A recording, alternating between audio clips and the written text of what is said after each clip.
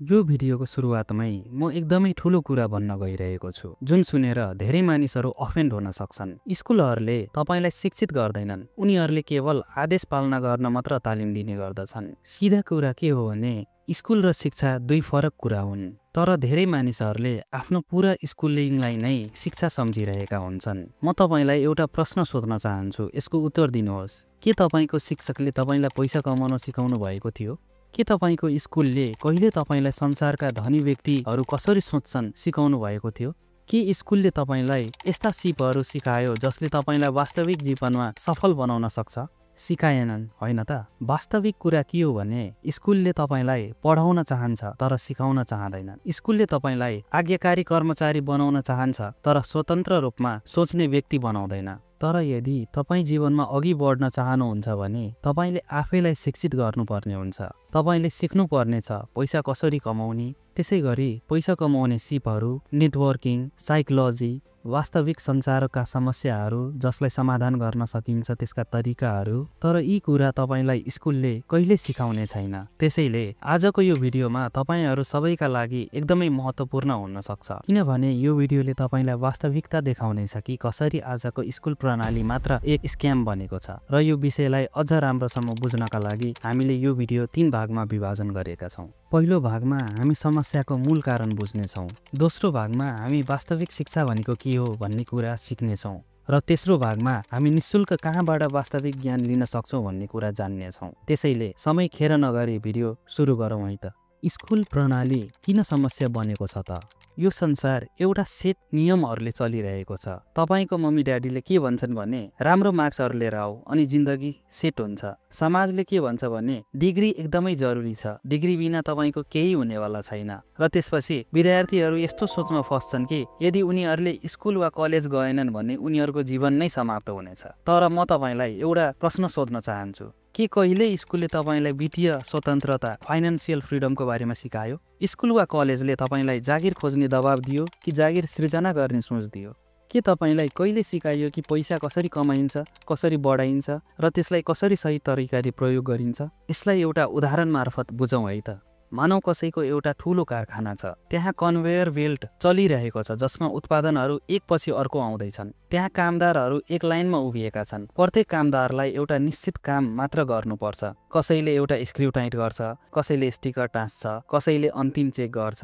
हरेक दिन उही स्पिडमा, उही समयमा, उही तरिकाले काम गरिन्छ। अब तपाई नै भन्नुहोस्, यस्तो सिस्टम चलाउन कस्ता कामदारहरू चाहिन्छ?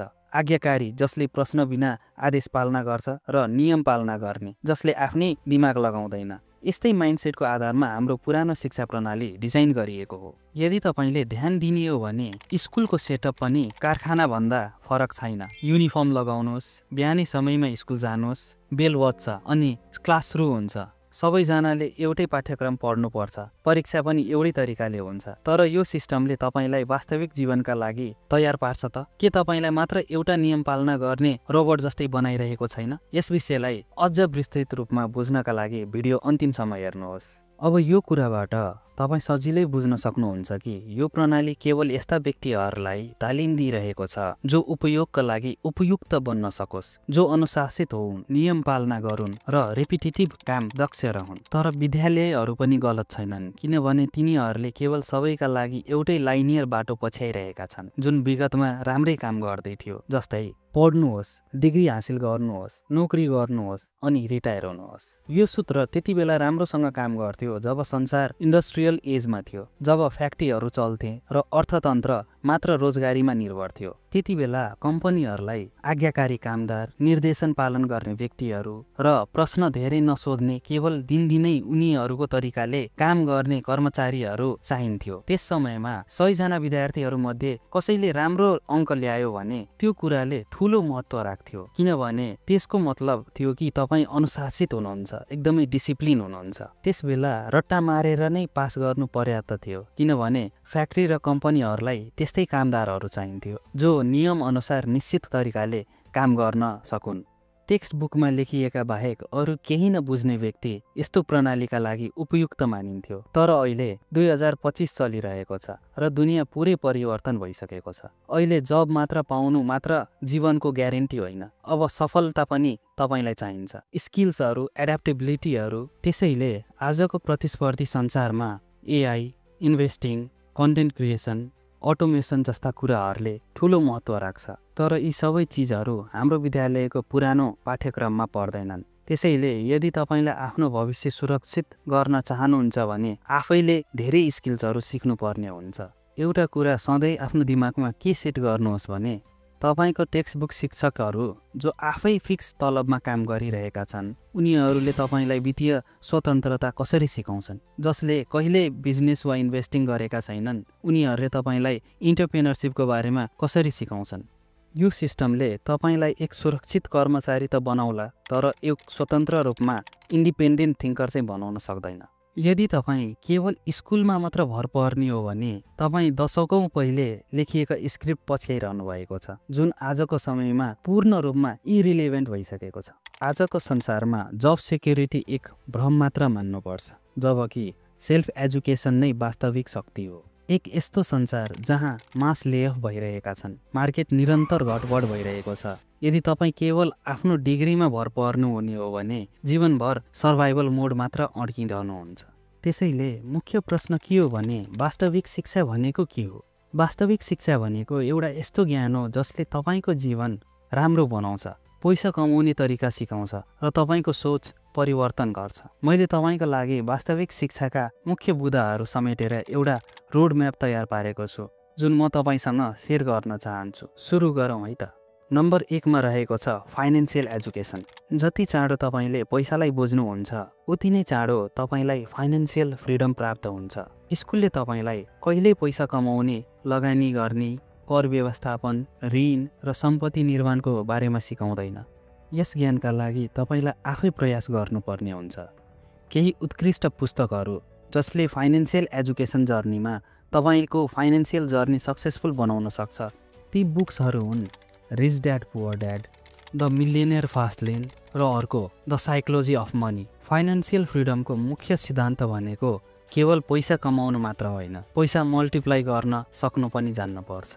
Number 2, communication and पर्सुएसन skills. तपाईँको कम्युनिकेसन र प्रभाव पर्ने क्षमता तपाईँको डिग्रीभन्दा महत्त्वपूर्ण छ, किनभने संसार ज्ञानको आधारमा मात्र चल्दैन। धेरै मानिसहरूसँग धेरै ज्ञान छन्, तर जो व्यक्ति आफ्नो विचारलाई आत्मविश्वास साथ प्रस्तुत गर्न सक्छ, जसले अरूलाई विश्वास दिलाउन सक्छ, ती नै सफल हुन्छ। यस स्किल्सका लागि उपयोगी पुस्तकहरू भनेको how to win friends and influence people र अर्को सेल लाइक क्रेजी। यी पुस्तकहरू पढेपछि तपाईँले कसरी प्रभावकारी रूपमा आफ्नो विचार राख्ने, कसरी मानिसहरूसँग विश्वास निर्माण गर्ने र कसरी आत्मविश्वास साथ कुराकानी गर्ने सिक्न सक्नुहुनेछ। यदि तपाईँ जीवनको ऱ्याट रेसबाट बाहिर निस्कन चाहनुहुन्छ भने डिग्रीभन्दा माथि उठेर पनि वास्तविक ज्ञानहरू सिक्न सुरु गर्नुहोस्। Number 3, digital and AI skills. तपाईँले पक्कै देख्नु भएको छ 2022, 2023 र 2024 का वर्षहरूमा संसार तीव्र रूपमा एआई र अटोमेसन तर्फ सर्दै गएको छ। तपाईँलाई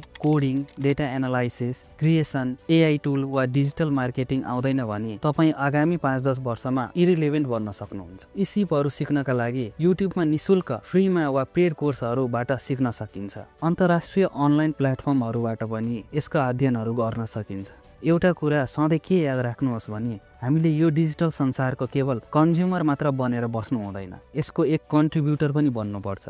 यसका लागि यी सिपहरू मास्टर्स गर्न एकदमै आवश्यक छ, जसले तपाईँलाई प्यासिभ इन्कम जेनेरेट गर्न पनि हेल्प गर्न सक्छ। नम्बर 4, क्रिटिकल थिङ्किङ र प्रब्लम सल्भिङ स्किल्स। हामी स्कुलबाट चाहे केही सिकौँ या नसिकौँ, तर रटा मार्न भने राम्ररी सिकेका हुन्छौँ। तर वास्तविक जीवनमा सफल हुन तपाईँलाई समस्याहरूलाई फरक तरिकाले हेर्ने क्षमता आवश्यक हुन्छ। एलन मस्क, स्टिभ जब्स जस्ता व्यक्तिहरू अगाडि बढे किनभने उनीहरूसँग समस्याहरूलाई छुट्टै कोणबाट हेर्न सक्ने क्षमता थियो।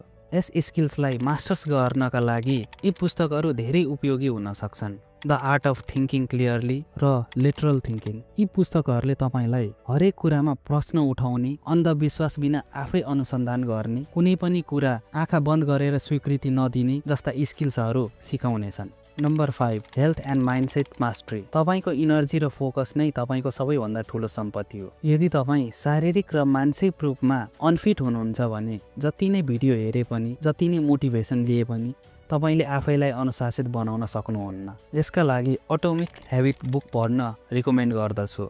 यो पुस्तकले साना र प्रभावशाली बानीहरूलाई विकास गर्ने तरिका सिकाउँछ। तपाईँले स्थायी रूपले सकारात्मक परिवर्तन कसरी गर्न सकिन्छ भन्ने बुझ्नुहुनेछ। अब केमा ध्यान दिनुपर्छ भन्ने त बुझ्यौँ, तर यसलाई कसरी गर्न सकिन्छ? यदि हामी विद्यालयमा निर्भर रहनु हुँदैन भन्ने कुरा त बुझिसक्यौँ भने अब आफैले सिक्ने प्रक्रिया कसरी अगाडि बढाउन सकिन्छ त? यहाँ तपाईँलाई कुनै निश्चित सिलेबस हुने छैन, कुनै शिक्षक हुने छैन जो तपाईँलाई बाध्य बनाओस्। त्यसैले तपाईँले आफै आफ्नो तरिकाले सेड्युल र पाठ्यक्रम निर्माण गर्नुपर्नेछ। तपाईँ आजैबाट अपनाउन सक्ने स्टेप बाई स्टेप गाइड यसरी फलो गर्न सक्नुहुन्छ। नम्बर 1 दैनिक रूपमा सेल्फ लर्निङको बानी बसाल्नुहोस्। हरेक दिन कम्तीमा 30 मिनेटदेखि 1 घन्टासम्म सेल्फ लर्निङ समय दिनुहोस्। यसलाई कसरी दिन सकिन्छ त? जस्तै युट्युब अनलाइन कोर्स, ब्लगहरू वा किताबहरूबाट सिक्नुहोस्। नयाँ सिपहरू जस्तै digital marketing, coding, finance, AI tools इत्यादिमा आत्मसात गर्नुहोस्।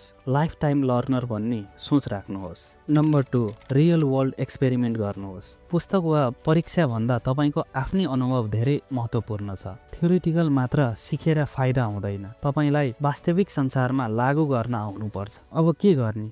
फ्रिलान्सिङ सुरु गर्नुहोस्। जति चाँडो सम्भव छ कुनै सिप सिकेर अनलाइन वा अफलाइन काम सुरु गर्नुहोस्।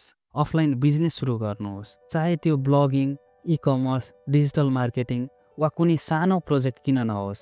उदाहरणका लागि Steve jobs college drop out थिए, तर उनले कम्पनी बनाउने सिप विद्यालयमा होइन वास्तविक अनुभवबाट सिकेका थिए। उनले हरेक चिजलाई गहिराईमा अवलोकन गरेर सिक्ने गर्थे र त्यसलाई डिकोड गरेर मात्र प्रयोगमा ल्याउँथे। तपाईँ पनि यसरी नै सोच्नुहोस्, केवल थ्योरी सिकेर होइन, त्यसलाई जीवनमा प्र्याक्टिकली लागू गर्ने प्रयास गर्नुहोस्। नम्बर 3 मेन्टर र कम्युनिटी। तपाईँको जीवनमा बिताएको समय र वातावरणले तपाईँको भविष्य निर्धारण गर्छ। तपाईँ जुन समूहमा हुनुहुन्छ, तपाईँको सोच, सफलता र अवसरहरू पनि त्यही अनुसार तय हुने गर्छ। यदि तपाईँ नकारात्मक सोच भएका व्यक्तिहरूसँग मात्र हुनुहुन्छ भने तपाईँको सोच र दृष्टिकोण पनि त्यस्तै बन्न सक्छ। तर यदि तपाईँ स्मार्ट, प्रगतिशील र महत्त्वाकांक्षी व्यक्तिहरूसँग हुनुहुन्छ भने तपाईँ पनि त्यही मार्गमा अघि बढ्नुहुन्छ। अब के गर्ने त? स्मार्ट, इनोभेटिभ र सफल व्यक्तिहरूसँग घुलमिल हुन सुरु गर्नुहोस्। तपाईँको कलेज वा साथीहरूको समूह यस्तो कोही छैन भने नयाँ कनेक्सनहरू बनाउन सुरु गर्नुहोस्। तपाईलाई जीवनमा सही दिशा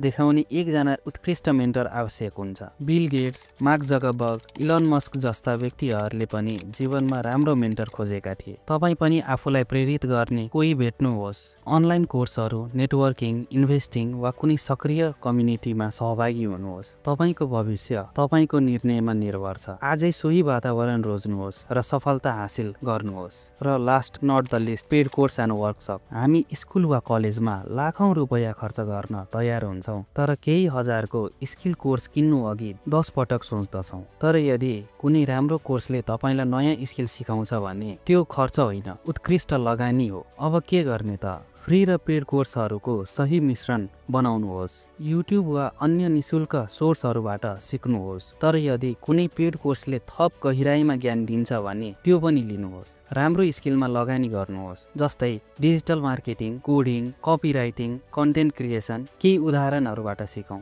10 लाख रुपियाँको डिग्री पछि तपाईँलाई केवल एउटा सर्टिफिकेट मात्र प्राप्त हुन्छ, जबकि 10,000को कोर्सहरूबाट तपाईँलाई 6 महिनामै लाखौं कमाउन सक्ने स्किल्सहरू प्राप्त हुन्छ। आजको संसार डिग्री होइन, स्किल्स र रिजल्टमा भर पर्छ। जस्तै आईटी इन्जिनियरिङ पढाउने प्रतिष्ठित संस्थाहरूबाट ग्रेजुएसन हुनेहरू पनि बेरोजगार छन्, तर केही कलेज ड्रपआउटहरूले करोडौंको व्यवसायहरू खडा गरिरहेका छन्। अब निर्णय तपाईँको हो, केवल पुरानो शिक्षा प्रणालीको भाग बनेर बस्ने कि आफ्नै भविष्य आफै निर्माण गर्ने। Think smart, think independent, the choice is yours.